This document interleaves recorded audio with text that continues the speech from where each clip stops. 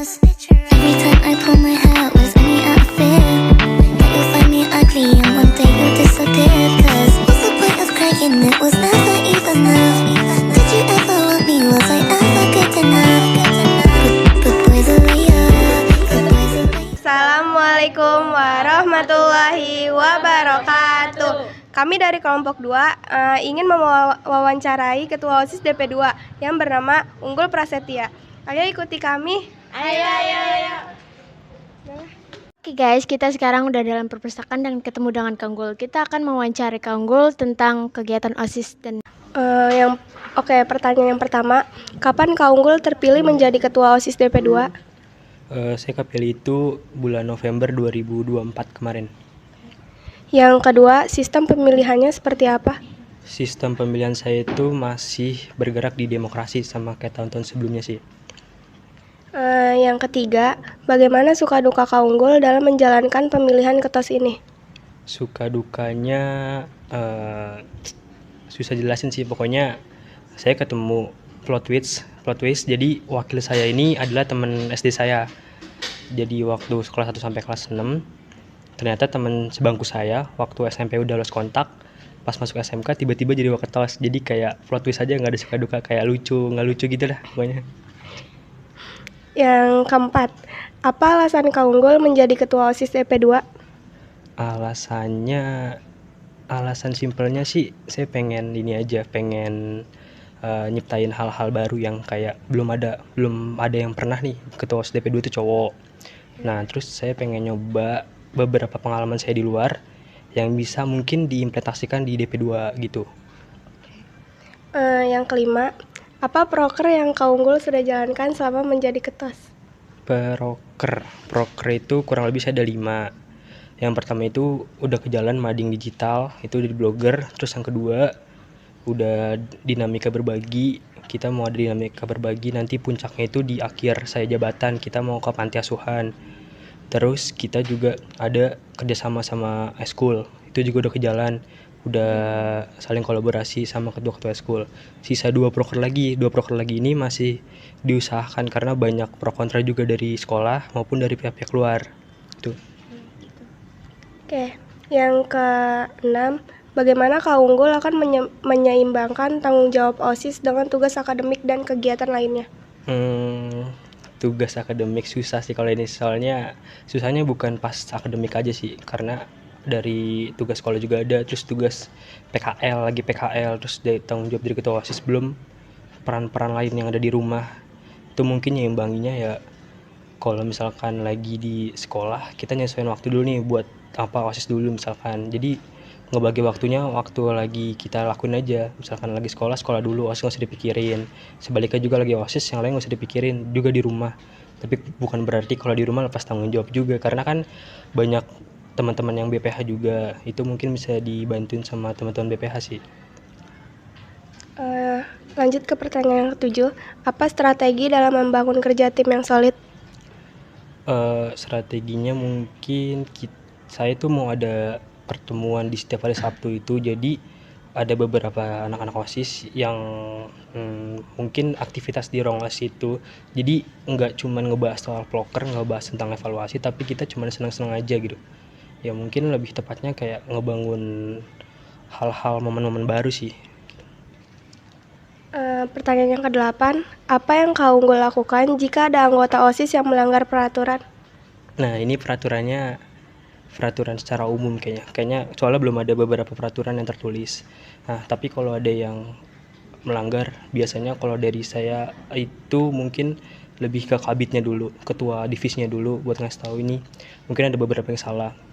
Dan habis itu setelah udah masih kayak gitu lagi, ya mungkin saya bisa langsung ke MPK. Jadi saya nggak nyelesain masalah, karena reminder saya itu banyak beberapa OSIS itu yang kalau dicetak sama saya udah takut gitu.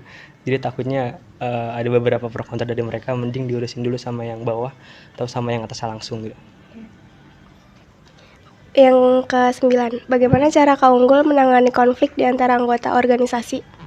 Menangani konfliknya lebih nggak, kalau di organisasi alhamdulillah anak-anak OSIS nurut-nurut semua, kayak terbuka. Cuman mungkin solvingnya itu ya banyak beberapa orang yang keras kepala gitu. Jadi cara nanggapinnya ya mungkin yang pertama sabar dulu, yang kedua tenang dulu, dan yang ketiga kita cari solusinya itu sendiri dulu. Jadi kita reminder dulu, pengingat kita tuh sebenarnya ngelakuin ini bener atau enggak. Kalau kita udah benar di step satunya, mungkin buka rapat berkala sama teman-teman semua, baru kita selesai di situ. Mau hasilnya bagus, mau hasilnya enggak, atau mau rusak, itu nggak masalah karena udah dibuka sebuka-bukanya sih. Kalau dari saya begitu. Pertanyaan yang ke-10, bagaimana cara Kak Unggul meningkatkan kepedulian siswa terhadap lingkungan? Kepedulian siswa terhadap lingkungan ini kan aspeknya banyak, bisa dari kebersihan, bisa dari kedisiplinan. Kalau kayak gitu mungkin saya lebih nekanin ke beberapa divisi di bawah saya sih, kayak divisi kedisiplinan. Itu mereka nekanin buat ada beberapa peraturan yang nggak boleh dibawa di sekolah, kayak make up contohnya, atau mungkin rambut-rambut daripada siswa laki-laki. Terus kalau buat lingkungan yang pasifnya itu kebetulan kita kan berbentuk yayasan ya, jadi itu agak susah kalau buat implementasi dari siswa ke bawah. Jadi kalau mau sesuatu hal yang baru itu harus ngajuin dan stepnya itu agak berat. Jadi mungkin hal-hal kecil dulu aja, kayak mendisiplinkan siswa dulu gitu. Oke, kita lanjut ke pertanyaan selanjutnya. Apa struktur dan jabatan Kak Unggul dalam organisasi OSIS? Saya itu jadi ketua OSIS SMK dan Bangunan 2 Jakarta. Wakil saya itu Fitri Puspitaningrum dari kelas 11 AKL 3. Terus sekretaris pertama saya ada Nancy Laula Damayanti, dia kelas 11 PM 3. Sekretaris kedua itu ada Muhammad Raflah 11 AKL 3. Terus bendahara pertama itu ada Anita Arianti, dia 11 AKL 1. Terus bendahara kedua ada Ivana Rosalia 11 MPLB 4. Yang ke-12 itu bagaimana Kak Unggul memotivasi anggota organisasi yang kurang aktif? Seharusnya kalau motivasi enggak sih, karena kalau menurut saya pribadi, kalau mereka udah masuk OSIS itu biasanya udah punya motivasi sendiri ya. Mungkin saya cuman reminder ke tujuan, sama mungkin lebih ke nekenin tujuan kalian tuh apa di sini biar nggak sia-sia aja sih. Kalau motivasi saya enggak sih. Yang ke-13, apa visi misi Kak Unggul sebagai ketua OSIS? Visi saya itu masih ingat, kalau nggak salah menjadikan OSIS itu bersinergi, berkolaborasi baik internal maupun eksternal dengan mengedepankan aspirasi siswa guna tercipta lingkungan yang harmonis dan kolaboratif. Tapi kalau misi saya kurang ingat, cuman salah satunya itu ada kita ngebangun kerjasama sama beberapa school untuk menciptakan studi banding untuk sekolah lain. Oke, yang ke-14, bagaimana cara Kak Unggul membangun koordinasi dengan guru dan sekolah? Koordinasi mungkin kalau dari OSIS itu kan sebenarnya agen dari sekolah buat jembatan buat siswa. Buat koordinasi mungkin agak susah sih, lebih ke pembina. Mungkin kalau ada apa-apa itu kita koordinasi ke pembina, sama jarang juga dari anggota itu buat naik ke atas. Paling menekankan buat para anggota OSIS itu lebih ke etika sama adab, biar nggak ada subjektif dari guru maupun dari Kepsek itu yang salah terhadap OSIS, karena itu juga mengakibatkan hal fatal juga kan buat ketua maupun buat jajaran bawahnya juga. Mungkin lebih kayak menjaga adab sama etika aja ke guru sih. Dan yang ke-15, apa yang akan Kak Unggul perbaiki dari sistem pengurusan OSIS dan sebelumnya?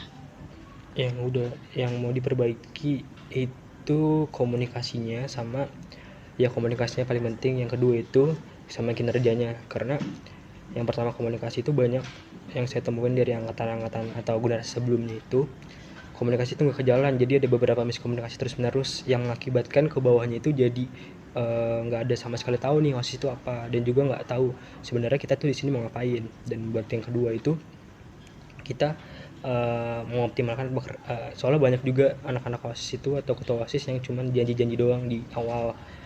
Saya juga mungkin emang benar sih janji dulu pasti, cuman ada beberapa janji yang nggak bisa ditepatin. Kalau dari saya mungkin lebih ke transparan aja, kalau nggak ketepatin gara-gara kenapa dan sebabnya apa, biar semua siswa itu nggak mikir subjektif kayak cuman janji doang gitu. Yang ke-16, seberapa penting jabatan ini bagi Kak Unggul? Penting atau enggak ya? Penting sih, 75 deh. Soalnya saya di rumah juga ketua Karang Taruna, terus juga waktu SMP saya ketua basket. Jadi saya ada beberapa waitlist yang mau saya turutin di umur 20, jadi saya mau punya 5 jabatan ketua, sih baru 3. Keren banget. baru 3, jadi penting banget. Mungkin nanti next 3 ketua ini bakal saya jadi pelajaran buat beberapa hal yang kedepannya gitu sih. Oke. Pertanyaan yang ke-17, hal apa yang ingin Kak Unggul lakukan untuk sekolah ini? Yang pasti itu pengen buat hal-hal baru yang orang lain lihat sih, tapi caranya mungkin ya agak sulit sih karena kita terhalang sama PKL juga. Terus juga mayoritas di sini perempuan, dimana perempuan itu bukan nggak bisa sih, kayak kurang buat percaya diri lah. Itu jadi mungkin cara mengenalkannya ya dengan cara di OSIS, dengan pikiran-pikiran saya mungkin yang bisa saya implementasikan di bawah. Mungkin salah satu tadi kayak dengan studi banding gitu ke sekolah-sekolah. Pertanyaan yang ke-18 itu, bagaimana Kak Unggul akan mengevaluasi keberhasilan sebagai Ketua OSIS DP2?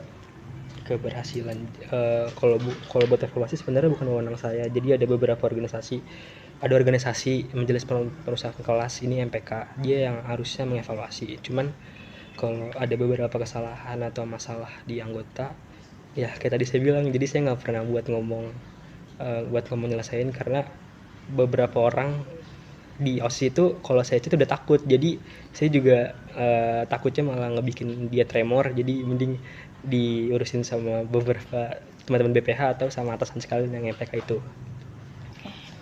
Pertanyaan yang ke-19, bagaimana Kak Unggul akan mengatasi masalah-masalah sekolah seperti pelanggaran disiplin, bully, atau masalah lainnya?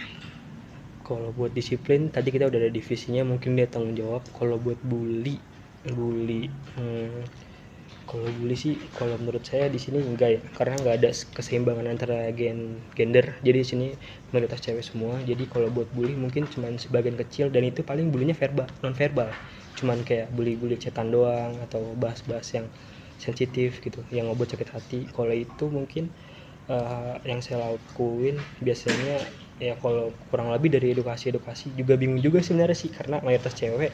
Jadi kalau kadang dikasih tahu sama kita, jadinya ada yang kadang kepedean, ada yang kadang kegeeran, malah nimbulin hal-hal lain. Jadi mungkin tindakan saya ya buat edukasi aja sama teman-teman yang lain sih. Oke, pertanyaan terakhir itu, bagaimana cara Kak Unggul membuat nama sekolah menjadi lebih baik dan terkenal dengan kualitasnya? Dengan kualitasnya, tadi yang pertama itu kita ngebangun ini dulu, sinergi dulu sama teman-teman semuanya dari Eskul, organisasi tertinggi kayak OSIS, Eskul sama MPK. Kita kolaborasi dulu nih, mereka punyanya apa, punya ini kita gabungin jadi satu. Setelah itu ya kita lebih bukan ke sekolah lain sih, lebih ke masyarakat sekitar dulu. Impactnya apa nih dengan kita menjabat, kita harus punya value di mana orang-orang itu ngerasa kalau dengan keberadaan kita itu mereka ada manfaatnya gitu. Nah mungkin kalau kualitasnya saya sesimpel yang tadi, pengen ngasih dampak dulu ke teman-teman dan masyarakat dengan hal-hal baru dan juga bermanfaat buat sekitar gitu sih. Terima kasih ya Kak Unggul. Ya.